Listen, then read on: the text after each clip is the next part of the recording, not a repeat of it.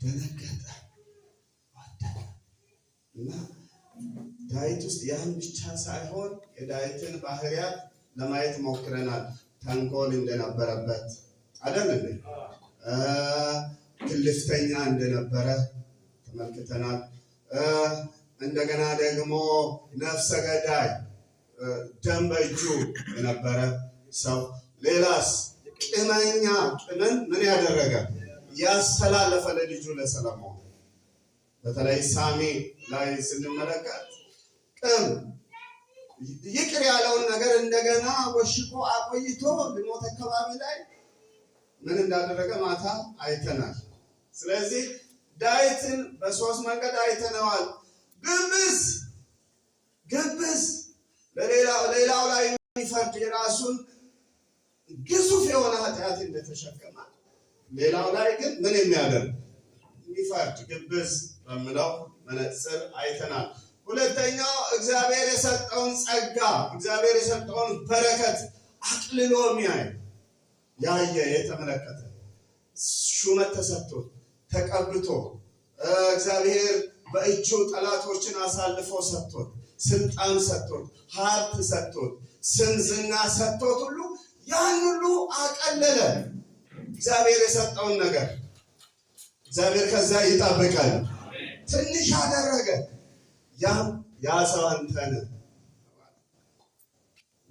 ከዛም እነዚህ ስትሮንግ የሆኑ ጠንካራ መልእክቶችና እውነተኛ የሆኑ መልእክቶች ወደ እሱ ሲደርሱ ምን አለ?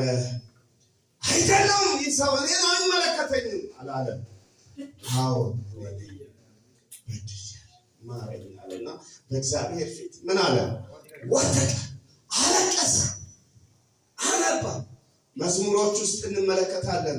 እንደውም በቤርሳቤ በወደቀ ሰዓት የዘመረው መዝሙር የንስሐ መዝሙር ተብሎ አለና መዝሙር ውስጥ ምን ይላል? ከእናቴ ማኅፀን ጀምሮ እኔ ምንድን ነኝ?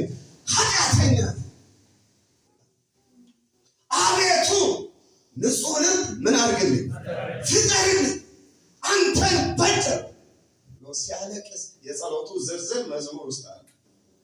የንስሐው ዝርዝር አለቅስ፣ በእግዚአብሔር ፊት አነባ።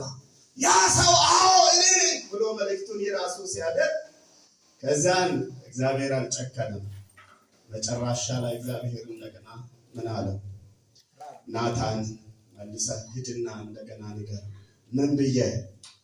በእኔ ፊት ተዋርደሃል፣ ወድቀሃል፣ ንስሐ ገብተሃል፣ ኃጢአትን ከአንተ ላይ አርቄአለሁ። እስቲ ኃጢአት የራቀለት ሰው ሃሌሉያ! ኢየሱስ ያድናል። በእግዚአብሔር ምሕረት የታመነ ሰው ማሪ ነው እግዚአብሔር የሚል ሰው ረጅም እልልታና ጭብጨባ ለዚህ ጌታ ስሙ ለዘላለም የተባረከ ይሁን።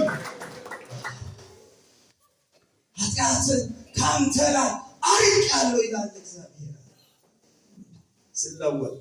ከዚያስ እንደገና ምን አለ? አትሞቱ። ዋው! ያ ሰው አንተ ነህ። ኃጢአት የተወገደልን ምሕረት ያገኘ ሰው ያ ሰው አንተ ነህ። ሞት ያለፈልህ ያ ሰው አንተ ነህ። ዳዊት ብቻ አይደለም ያ ሰው እኔ ነኝ የሚል ሰው። ሃሌሉያ ሃሌሉያ! ትእዛዝ ጠብቁ። ጌታን ለማመስገን ጌታን ባርኳ። ኢየሱስ ጌታ ነው። ስሙ ለዘላለም ይባረክ። እና ያ ሰው አንተ ነህ። አሁን ምርዳይ ይቀርብኛል። ምሕረት ወደ ቤት። ስለዚህ ነው መዝሙረ ዳዊት ውስጥ በብዛት ከመዝሙሮቹ ውስጥ አብዛኛው ከ75% በላይ ስለ እግዚአብሔር ምሕረት ነው አይደል? እግዚአብሔርን አመስግን፣ ምሕረቱ ምንድነውና ለዘላለም ነው። ዋው! ምሕረት ቸርነት በሕይወቴ ዘመን ሁሉ ምን ያደርጉኝ? ይከተሉኛል። አቤት አቤት አቤት! ምሕረትን እጠግባለሁ፣ በምሕረትን ወጥቼ እገባለሁ፣ ምሕረትን አውጃለሁ፣ ምሕረትን እዘምራለሁ። ምሕረትን ከሕይወት ይሻላል። መቆሜ በአንተ ምሕረት ነው። በሕይወት መኖሬ በአንተ ምሕረት ነው። በበሽታ ለበሽታዎቼ በቂ መድኃኒቶችን ስለደረደርኩ አይደለም። ለቤቴ ጥሩ ሴኩሪቲ ስላለኝ አይደለም። ጠላት ማይደርስበት ሰገነት ውስጥ ስለማድር አይደለም። ዙሪያ አጥር በሙሉ አደገኛ አጥር በምን አጥር ስለታጠረ አይደለም። ዛሬ ድረስ ያለሁት በአንተ ምሕረት ነው። ያ ሰው እኔ ነኝ የምል ሃሌሉያ። ያ ሰው አንተ ነህ። ኢየሱስ ጌታ ነው። ጠላት ይስማ። ያ ሰው እኔ ነኝ ይበሉ አንድ ጊዜ። ንረት የተደረገልኝ ይበሉ አንድ ጊዜ።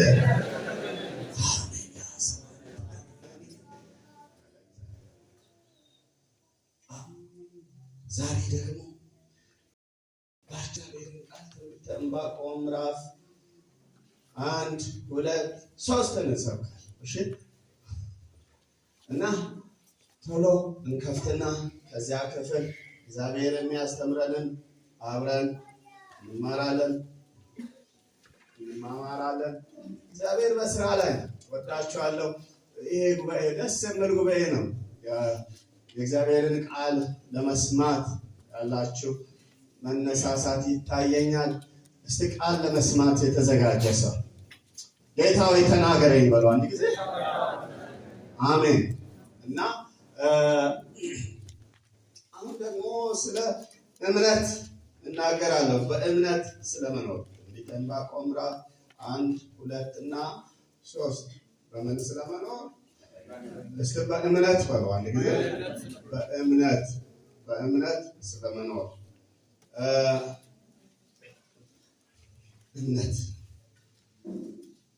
እምነት ማለት ባጭሩ ስለ የትኛው እምነት ያላችሁ እንደሆነ እግዚአብሔርን ስለማመን ባጭሩ ማንን? እግዚአብሔርን አምነው ስለማመን። እግዚአብሔር ይታመናል። እግዚአብሔር ይታመናል። በሰላም ነው የምትወጡ ሰዎች። ልዩ ስፔሻል ችግር ካልሆነ አትውጡ። እግዚአብሔር በስራ ላይ ነው። እና አገር ቤት እያለሁ የመጀመሪያ ጸሎት ከስብከት በፊት ብዙ ጊዜ አልጸልይም። እንጸልይ ስንል ሰው ይወጣል። ከዛ እኔም ስለነቃው ቀጥላለሁ። ቆይ ጸሎት ሲጀመር እንወጣለን ያለው ፍጥጥ ብለው ይጨርሷታል። እንደዛ እንደማይሆን አውቃለሁ። እና እግዚአብሔር ይናገራል። አሜን። እና ስለ እምነት ምዕራፍ 2 ከቁጥር 4 እነሆ ነፍሱ ኮርታለች፣ በውስጡም ቅን አይደለችም። ጻድቅ ግን በእምነቱ በምን ይኖራል? በሕይወት ይኖራል። ጻድቅ ግን በእምነቱ በሕይወት ይኖራል። አንድ ሁለቴን ዘምር ይሄን መዝሙር። በእምነት ይኖራል ጻድቅ፣ በእምነት ይኖራል፣ በእምነት ይኖራል ጻድቅ፣ በእምነት ይኖራል።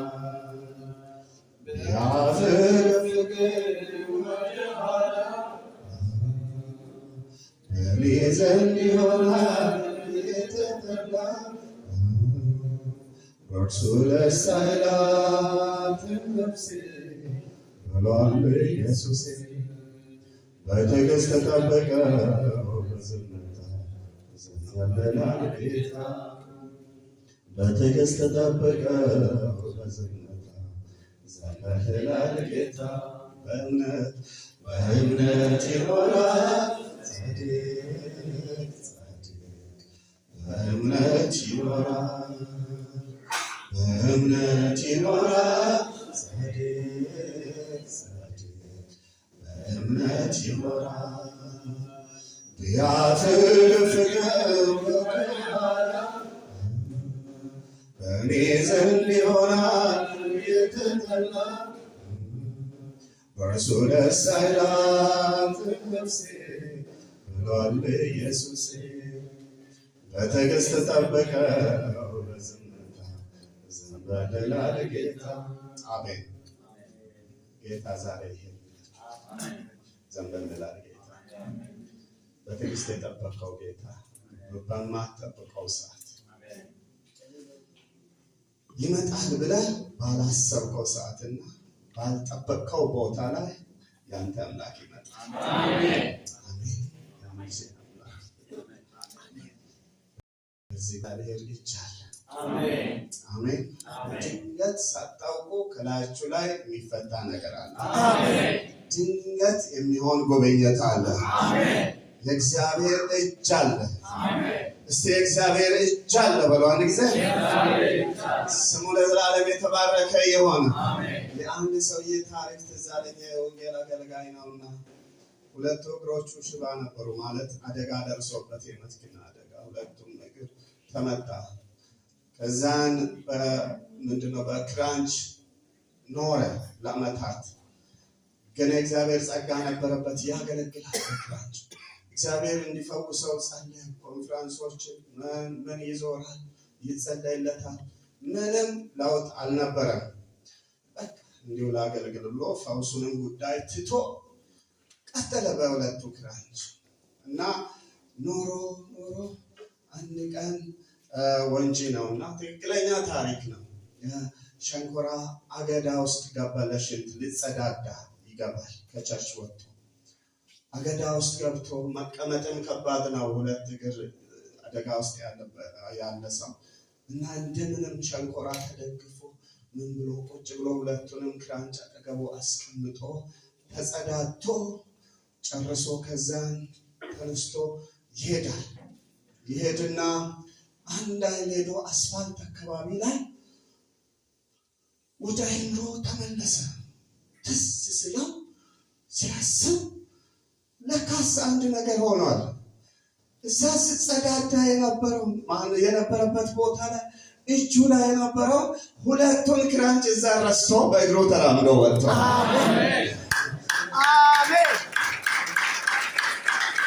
ስለዚህ ጌታ የሚገባውን ክብር አድርጎ ለዚህ ጌታ እጃቸውን ሰርጉ መልእክት አለ።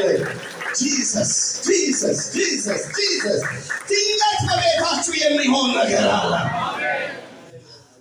አገልጋይ በሌለበት ፓስተር፣ ሽማግሌ በኢየሱስም ተነስና ተመላለስ የሚል ሰው በሌለበት ሽንት መጸዳጃ ቤት ላይ ሸንኮራ አገዳ ውስጥ ሁለቱን ክራንች ረስቶ በእግሩ ለካስ እየተራመደ ነው።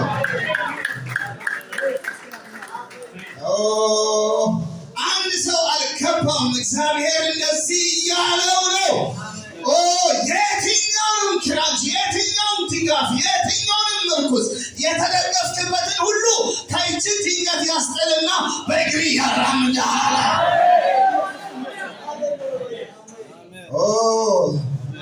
አሁን አንድ ሰው መልእክት አለኝ። ማንንም ምንንም ሳትደገፍ ከአምላክ ጋር በአምላክ ታምነህ በራስህ እግር ትራመዳለህ። በራስህ ጸጋ ትራመዳለህ። በራስህ ራዕይ ትራመዳለህ። በራስህ ባጀት ትራመዳለህ። በራስህ ኢኮኖሚ ትራመዳለህ። በራስህ መንፈስ ትራመዳለህ። ያ ሰው እኔ ነኝ የሚል አሜን።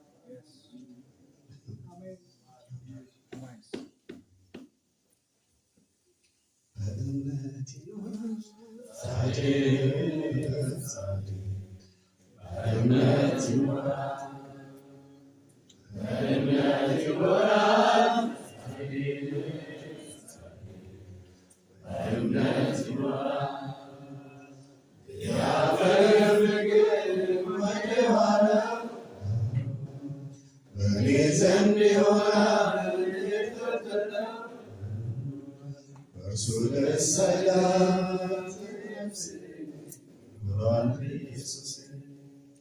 በትዕግስት ጠብቀው በዝምታ ዘመርላል ጌታ።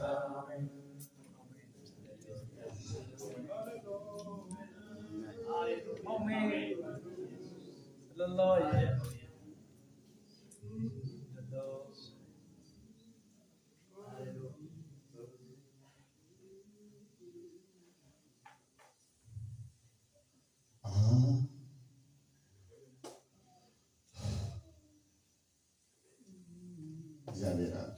አሜን። የሚያኖር እግዚአብሔር አሜን። ብዙ ነገር ላይ ተመክተው ተማምነው ያሉ ሰዎች ይዞትን የሚያጡበት ወቅት ላይ አንተ ግን በአምላክ ትሻገራለህ። አሜን። ምዕራፍ 1 ዕንባቆም ላይ የክርክር ምዕራፍ ነው። ክርክር ከእግዚአብሔር ጋር። ከማን ጋር? እግዚአብሔር ጋር። ጠንካራ የሆኑ የክርክር ነጥቦችን ይዟል። እስቲ የክርክር ምዕራፍ በሉ አንድ ጊዜ። ከማን ጋር? ከእግዚአብሔር ጋር። የክርክር ምዕራፍ 3 ነጥቦችን አንስቶ ይከራከራል ዕንባቆም እና እስከ መቼ ይመስ እስከ መቼ በሉ አንድ ጊዜ። ሌላው ለምን የሚል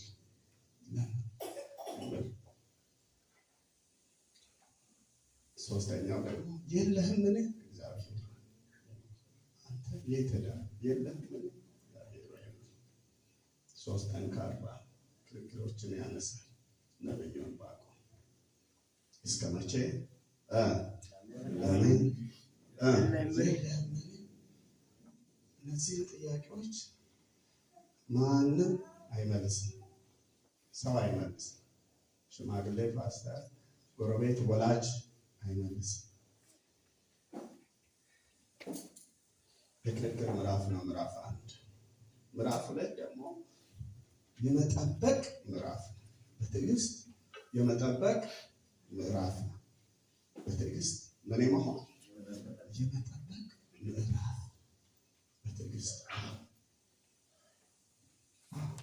በትዕግስት የመጠበቅ ምዕራፍ። በመጠበቂያ ላይ እቆማለሁ፣ በአምባ ላይ እወጣለሁ።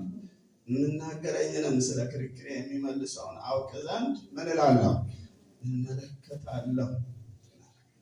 የመጠበቅ ምዕራፍ ነው። ምዕራፍ 3 ደግሞ የድል የዝማሬ ምዕራፍ 3 የምስጋና ሃሌሉያ የአሸናፊነት ምዕራፍ ነው። ዛሬም በእግዚአብሔር ለሚያምኑ መልእክት አለን። ምዕራፍ 1 ላይ አትሞትም። በክርክር አትሞትም። አሜን።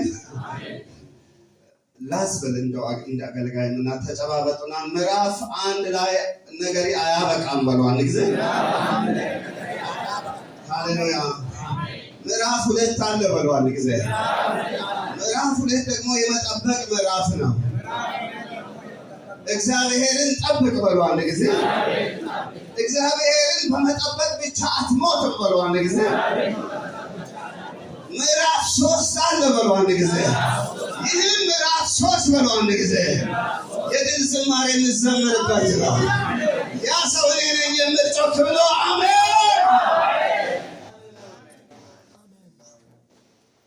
ዕንባቆም እነዚህ ነገሮች ያነሳል። ነብይ ነው። ሸክም አለበት። ነብይ ነው። ምን አለበት? ሸክም፣ የህዝቡ ሸክም፣ የእስራኤል ሸክም፣ ጥያቄ፣ ራእይ አለበት። የራእይ ሸክም አለበት። እስከ መቼ ክርክሩ የክርክሩ ነጥብ እስከ መቼ? ምንድን ነው? አቤቱ እኔ ስጮህ የማትሰማው እስከ መቼ ነው? አይሰውታል አሲሶ ይካል ወይ ሾማ ላሮማ ኡንጦማ ከስጣሞማ ተበቶ ቤት ኪንካን በልነቴ ሜበለፈ በሳይታጭ እገሲሶ ሚንካን በል እስከ መቼ ነው እኔ ስጮህ የማትሰማው? አፌን በላ መትሮታ አፎቤ ዋሪውን በላ መትሮታ ዋቶ ከነሞ አሜውማ አዲስሞ አንቶቤ ጾታ ገሲሶ እንካን በለፈቤ እስከ መቼ? ጉባኤው እስከ መቼ ይበላል? እስከ መቼ ነው?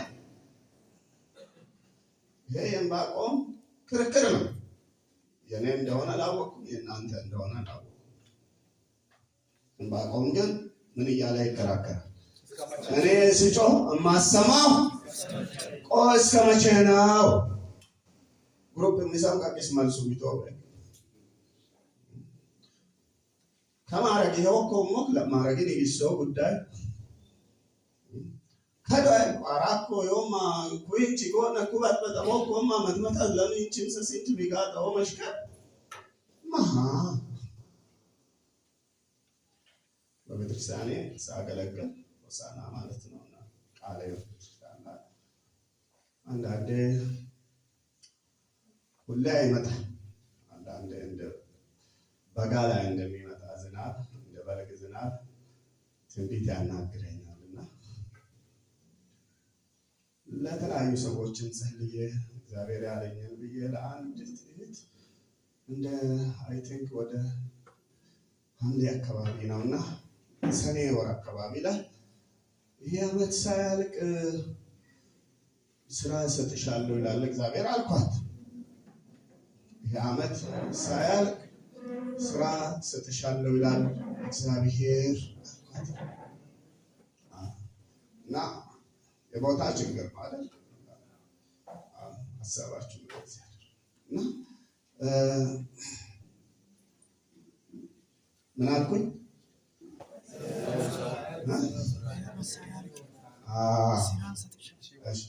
ይህ ዓመት ሳያልቅ ስራ ይሰጥሻል እግዚአብሔር ስራ ሰጥሻለሁ ይላል እግዚአብሔር ብዬ እግዚአብሔር ያለኝን አልኩ።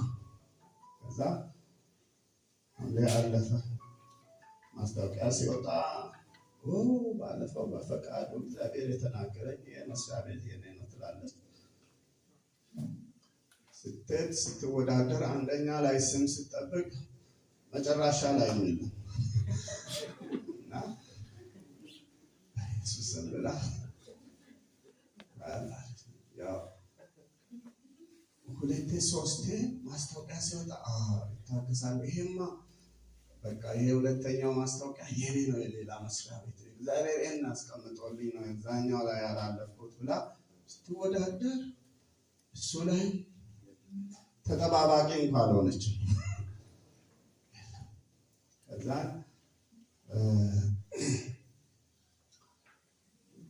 ነሐሴ ሊያልቅ ደረሰ። እግዚአብሔር የተናገረው ይህ ዓመት ምን ሳይል ነሐሴ ግን ሊያልቅ መጣ። ያው ነሐሴ ካለቀ በእኛ አቆጣጠር እንደዛ ነው አይደል? አገስት ነው አይደል የምትሉት? አለቀ ማለት አዲስ ዓመት ነው የሚገባው። መጣ ማለቃዎቹ አካባቢ ላይ ደወለች ወደ ካፍካፋት ዝም ሞንታይ ማውሰው ያለ ወራዳ ሞንታይ ማውሰው ያለ እና ሲደውል መጀመሪያ ትንሽ በደስታ ነው ያነሳት። ማቃት ልጅ ናት ማለት ያው ቤተክርስቲያናችንም አባል ስለሆነች ፍቄ አቤት ስትል እኔ እንደው ጌታ ይመስገን ስራ አገኘሁ እግዚአብሔር ባለፈው ባንተ የተናገረው ምትል መስሎት ሄሎ አልኩ ነው ብዬ አለች። ባለፈው እግዚአብሔር ባንተ ተናግሮ ነበር ስትል እሺ አልኩ ነቃቢ እስካሁን አልሆነም። እንጂ ቀይ ማረኩት እና ጊዜው እያለፈ ነው። 30 እየሞላን ብላ ስትለኝ ወረድኩ። እሱም ደግሞ ከበደ ማታ ውሽ ሰውስ ቤተክርስቲያን ውስጥ የታመነ አገልጋይ ወደድ ነኝ። የምወደው ህዝብ አለ። ትልቅ ህዝብ ነው። ያው ምናልባት ታውቃላችሁ ወደ 7,000 ጉባኤ የሚቀመጥበት የዛን ቸርች እመራለሁ፣ እመግባለሁ፣ አስተባብራለሁ። አሁን ደግሞ ውሸት እናገራለሁ። ያሰጠብኝ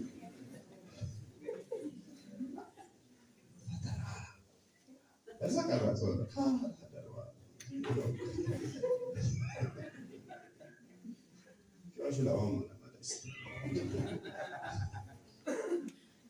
እና ይኸው እና እዛ እሺ ያው